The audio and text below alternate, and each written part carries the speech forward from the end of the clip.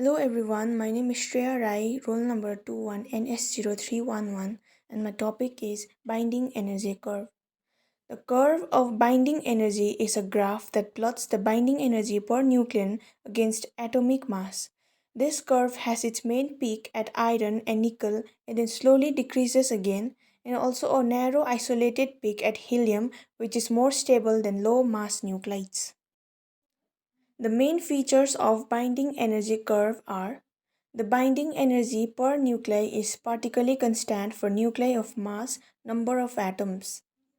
The curve has a maximum specific binding energy of about 8.75 mega electron volt for A is equal to 56 and has value of 7.6 mega electron volt for A is equal to 283. So now, how to calculate binding energy? Calculation can be employed to determine the nuclear binding energy of nuclei.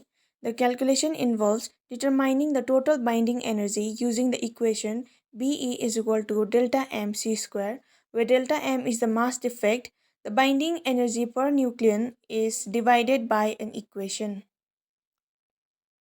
Einstein's famous equation E is equal to mc square relates directly to this, where E is energy, m is mass, c is the speed of light.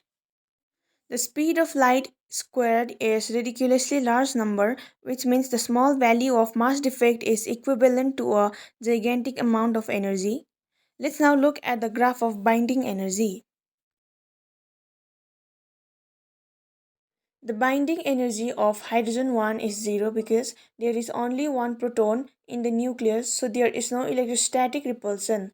We can see the graph shoots up drastically all the way to helium before it dips a bit and then climbs again towards iron 56. This is the most nuclear stable nucleus that exists. After iron 56, the binding energy drops gently towards uranium 238. Anything on the left side of Fe56 can be created in a fusion nuclear process, which involves atoms compressing together under extreme pressure and temperature to form heavier elements. This is what goes on in the core of stars.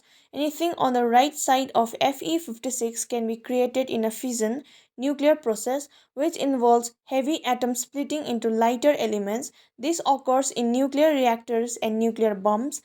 In both fusion and fission reactions, tremendous amounts of energy are generated. Using the binding energy curve, we determine the amount of energy generated in a nuclear reaction. To do this, we calculate the binding energy per nucleon for the product of the nuclear reaction and subtract from it the total binding energy of the reactants. The binding energy of nuclei is always a positive number since all nuclei require net energy to separate them into individual protons and neutrons.